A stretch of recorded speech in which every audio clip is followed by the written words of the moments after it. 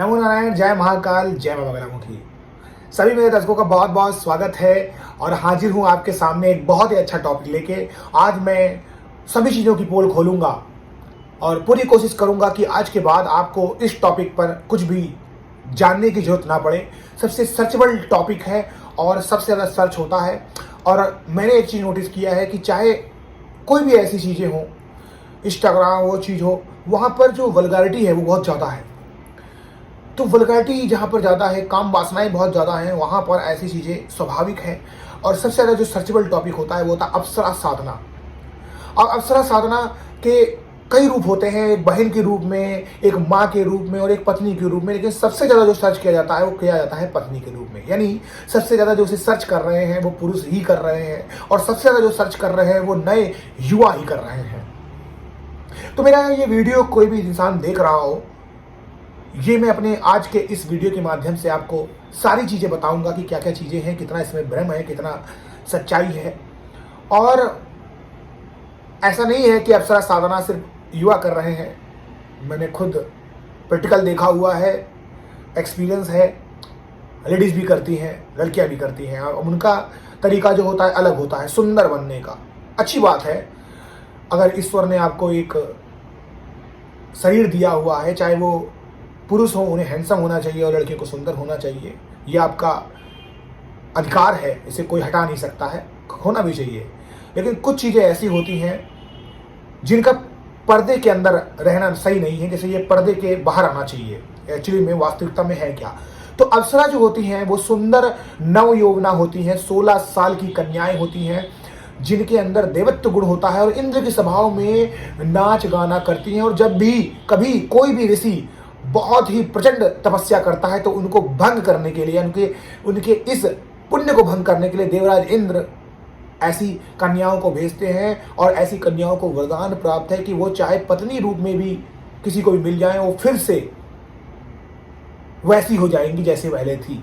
तो इतना डीप मुझे जाने की जरूरत नहीं है कि कैसी हो जाएंगी, बिल्कुल उसी तरीके से हो जाएंगी जैसे द्रौपदी हो जाती थी। सो यहां पर एक चीज समझिएगा कि अप्सरा शब्द जब भी आता है बहुत ज्यादा सर्च होता है और बहुत से लोग देखते हैं। तो सबसे पहला हमसे ये पूछा जाए, अगर मुझसे पूछा जाए कि क्या अप्सरा होती है, तो मैं बोलूंगा यस। क्या अप्सरा सिद्ध हो सकती है, मैं बोलूंगा यस। क्या अप्सरा आपके सामने प्रत्यक्ष हो सकती है, मैं बोलूंगा नो, ए बिग नो। बस, इससे ज्यादा कुछ नहीं। अब बिग नो क्यों बोला मैंने, वो इसलिए बोला कि आगे मैं बताऊंगा आपको क्यों बोला और वो डीप बताऊंगा। कोई भी इंसान अगर सिर्फ और सिर्फ कोई किताब से, यूट्यूब से ऐसे ही किसी का भी कोई मंत्र उठाएगा, ओम काम देही अप्सरा आगच्छ आगच्छ स्वाहा, ऐसे अप्सरा सिद्ध नहीं होती है। ऐसे अगर होने लगे तो हर इंसान के घर में एक अप्सरा हो और हर इंसान की गोद में एक अप्सरा हो। तो ये जो भ्रम है, ये मानसिक भ्रम है, इससे बाहर आइए। सच्चाई यही है। लेकिन अप्सरा सिद्ध हो सकती है। पहली बात, प्रत्यक्षीकरण जिसे बोलते हैं, प्रत्यक्ष। अगर फिर मेरे से पूछा जाए क्या हो सकता है, तो मैं बोलूंगा यस। क्या आप कर सकते हो, मैं बोलूंगा नहीं कर सकते हैं। अब क्यों नहीं कर सकते इसको समझिए। अब मैं समझाऊंगा आपको कि क्यों अप्सरा से सिद्ध नहीं होती है और क्यों नहीं होते हैं। देखिए, सबसे पहले इंसान के अंदर बहुत सारी चीजों का ताना बाना होता है। वो चाहिए, ये भी चाहिए मुझे, ये भी चाहिए मुझे, ये भी चाहिए। सब तो तुम्हें चाहिए, लेकिन तुमने ये कभी जानने की कोशिश नहीं की ये सब तुमको कैसे मिलेगा। तो तुम ये चाहते हो कि तुम्हें अप्सरा मिल जाए, पर ये अप्सरा कैसे मिलेगी और कितना हार्ड है ये तुमने कभी कोशिश नहीं की। तुम चाहते हो कि तुम्हें भगवान तो मिल जाए, लेकिन उसमें तुम्हें मेहनत ना करना पड़े, तुम्हें शास्त्रों के जो नियम बताए कि वो ना अपनाने पड़े, बस एक मंत्र करो और भगवान आ जाए।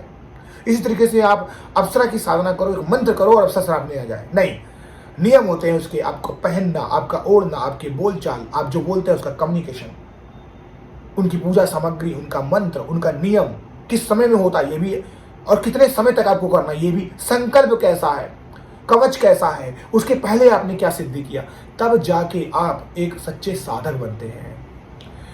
तो अप्सरा इसलिए सिद्ध नहीं होती है कि सबसे पहले जब भी आप अप्सरा और यक्षिणी को सिद्ध करते हैं, अगर आपने किसी भी पहले किसी भगवान की सिद्धि नहीं की होगी तो अप्सरा और यक्षिणी आपको केवल डराएगी, 100% डराएगी। क्योंकि आप एक बात समझिए, चाहे आप सांप हो, सांप को अगर आप बार बार ऐसे टच करोगे तो फन मारेगा। आप किसी शेर को पिंजरे में बंद करोगे तो क्या आपको लगता है कि जंगल का राजा शेर आपकी चंगुल में इतनी आसानी से आ जाएगा?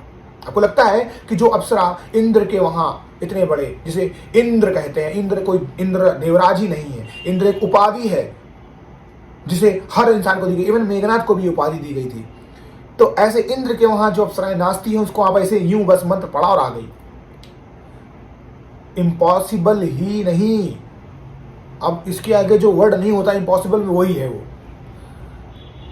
सबसे पहले अगर आपको अप्सरा को सिद्ध करना है तो आप एक बात जान के चलिए कि अप्सरा को सिद्ध करने का सबसे बड़ा तरीका होता है या तो भगवान विष्णु को आप सिद्ध कर लीजिए। अगर आपने जगत के मायापति को सिद्ध कर लिया तो 100% अप्सरा आपके इर्द गिर्द में आ जाएगी। दूसरा तरीका होता है कि क्रोध भैरव, भगवान भोलेनाथ का ही स्वरूप है क्रोध भैरव भगवान, अगर आपने उनको सिद्ध कर लिया तो क्रोध भैरव के डर से अप्सरा और यशोनी सब भग जाती हैं, आपके सामने सही से आएंगी। अदरवाइज आपको बेवकूफ बना देगी। बेवकूफ कैसे बनाएगी? आपसे पहले कहेगी कि आप मुझसे कुछ मांग लो। आप क्या मांगोगे? सुंदर बना दो, जादू दिला दो, पैसा आ जाए। अब वो जब मांगना चालू करेगी तो आपकी आंखें फट जाएंगी, ये क्या मांग दिया, आपके घर परिवार को मांग देंगी। तो ये होता है माया। अब माया में फंस जाते हो, आप समझ नहीं पाते हो ये क्या है, सही है। तो अगर आप सच्चे साधक होगे, ऐसी सिद्धि करोगे तो आपको माया में डिफरेंस पता चलेगा। आपको ये पता चलेगा कि मैं क्या सही कर रहा हूँ, मैं क्या गलत कर रहा हूँ, और ये सही है कि ये गलत नहीं है। अगर आप अप्सरा साधना बिना किसी और सिद्धि के करोगे तो 100% आपको केवल अनुभव होंगे और कुछ नहीं होगा। कभी जिंदगी में अप्सरा आपके पास नहीं आएगी। अगर आपको कोई भी अप्सरा का यंत्र भेज रहा है, कोई भी कह रहा है कि अप्सरा का यंत्र ले लो, तो उसने पैसे कमा लिए, लेकिन जो तरीका है वो नहीं बताया। तरीका है वो नहीं बताया आपको। उसने तो अपना घर भर लिया यंत्र से। आपने सोचा अरे अप्सरा आ जाएगी, यंत्र रखते हैं, बस 2 अगरबत्ती जलाएंगे अप्सरा सामने। ये बिल्कुल गलत तरीका है। तो ये 2 तरीके होते हैं जिससे होता है। तीसरी बात, कोई भी देवी देवता हो या छड़ी हो, भूत प्रेत हो, उसको आप अपनी नग्न आंखों से तब तक नहीं देख सकते हो जब तक आपके सारे चक्रा जागृत ना हो, बैलेंस ना हो, या फिर आपकी तीसरी नेत्र आज्ञा चक्र ना खुला हो, थर्ड आई में आपकी पावर ना हो। क्योंकि देखिए संजय भी जब युद्ध का देखते थे पूरा लाइव टेलीकास्ट, तो वो जब धतराज जी को बताते थे तो वो ऐसे ही बताते, क्योंकि उनको वरदान पात्र था, जो वरदान उन्होंने लिया था ऋषि मुनि से, विश्वामित्र जी से वरदान प्राप्त किया था उन्होंने, और उसके बाद वो बता पा रहे थे। तो ये शक्ति थी। तो शक्ति आपको चाहिए, और शक्ति ऐसा जरूरी नहीं है कि कोई आपको वरदान देगा तो मिलेगी, नहीं, नो प्रॉब्लम। जरूरी नहीं है कि भगवान आपके सामने प्रत्यक्ष आते हैं तो ही आपको शक्ति मिलेगी, बिल्कुल जरूरी नहीं है। अगर आप कोई भी भगवान की पूजा साधना करते हैं तो हर साधना में आप कोई ना कोई सिद्धि शक्ति जरूर अर्जित करते हैं, कंफर्म है। पूजा पाठ साधना कभी बेकार नहीं जाती है। तो अब आप सोच रहे हो कि अब ये बात कह रहा हूं तो ये बात तो अप्सरा में भी लागू होती है, ये दिमाग में क्वेश्चन जरूर आएगा। जी हाँ, बिल्कुल लागू होती है, लेकिन जो आपका तरीका है वो गलत है। तो यहाँ पर गलत चीजें भी आपका पीछा नहीं छोड़ेंगी, बुरी शक्ति खिंच जाएंगी, आपको पकड़ लेंगी, दबोच लेंगी, और फिर आपके बुरे दिन स्टार्ट हो जाएंगे। तो अप्सरा साधनाओं में बहुत सारी दिक्कतें आती हैं, इसीलिए आपसे अप्सरा सिद्ध नहीं होती है। 2 तरीके होते हैं, पहला ये कि आप क्रोध भैरव भगवान को करें या भगवान विष्णु को सिद्ध करेंगे तो 100% आप मिल जाएंगे। जैसे भगवान विष्णु को अगर आपने पूज लिया तो मां लक्ष्मी तो स्वतः मिल जाएंगे। लोग लक्ष्मी के पीछे भागते, पैसा पैसा पैसा, गलत है। आप जगतपति जो नारायण भगवान है, मायावी हैं, उनको आप पकड़ लीजिए, मायापति हैं वो, उनको पकड़ेंगे तो लक्ष्मी तो आएंगी आएंगी, उनको आना जहां उनके स्वामी वहां माता रानी।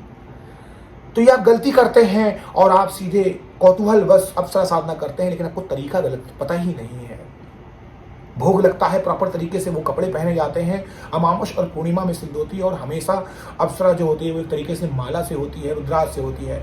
और अगर आपसे अप्सरा सिद्ध करनी है तो हमेशा अपने गुरु ने, जिन्होंने इन मंत्रों को दीक्षाओं स्वरूप आपको दिया हो या मंत्र सिद्ध हो ऑलरेडी अप्सरा के, तब आप करेंगे तो हो जाएंगे। अब ऐसा नहीं है कि आप किसी गुरु के पास जाएंगे, गुरु जी मुझे आप अप्सरा ट्रांसफर कर सकते हैं क्या? एक ये नया पता नहीं क्या चल गया है पागलपन, ट्रांसफर कर सकते हैं क्या? अरे कोई दवाई है क्या कि आपको एक पिल्स गुरुजी दे देंगे, मुंह में डालेंगे, बस अप्सरा आ जाएगी? कोई भी शक्ति सिद्धियां ऐसे ट्रांसफर नहीं होती, गलत फहमी है आपकी, मानसिक भ्रम में रहिए। अभी मेरी बातें सुन के बहुत से लोगों को बुरा लगेगा, मिर्ची लगेगी, लेकिन सच यही है। ऐसा नहीं होता है कि शक्तियां ट्रांसफर कर दीजिए क्या बोलूं आपको। तो ठीक है, शक्तियाँ ट्रांसफ़र कर दीजिए। देखिए, मैं भी पूजा पाठ करता हूँ, साधना करता हूँ, आप सभी लोग भी साधना करिए, साधना के मार्ग पे चलिए, शक्तियाँ, सिद्धियाँ आपके आगे पीछे डोलेंगी। एक समय आएगा भगवान आपसे प्यार करेंगे, आपके भी भगवान भक्त हो जाएँगे और आप भी भगवान के भक्त बन जाओगे। एक समय ऐसा आता है, जब भगवान भी आपके लिए आँसू बहाते हैं। तो आप एक सच्चे साधक बनिए, साधक के साथ एक भक्त बनिए, भगत मत बनिए। इस समय आपको एक भक्त की ज़रूरत है, जो आप सच्चा भक्त हो। भक्त अपने आप हो जाएँगे, आप साधक अपने आप हो जाएँगे। तो अपनी आँखों को खोलिए और थोड़ा दिमाग से सोचिए, अप्सरा ऐसे सिद्ध नहीं होती है, नहीं तो ज़िंदगी भर आप करते रहो, खीर का भोग लगाओ, यंत्र लाओ, माला लाओ, कुछ नहीं होने वाला है। खुश रहिए, स्वस्थ रहिए और आध्यात्मिक उन्नति करते रहिए। इसी के साथ मुझे इजाज़त दीजिए। नमो नारायण, जय महाकाल, जय मंगलामुखी।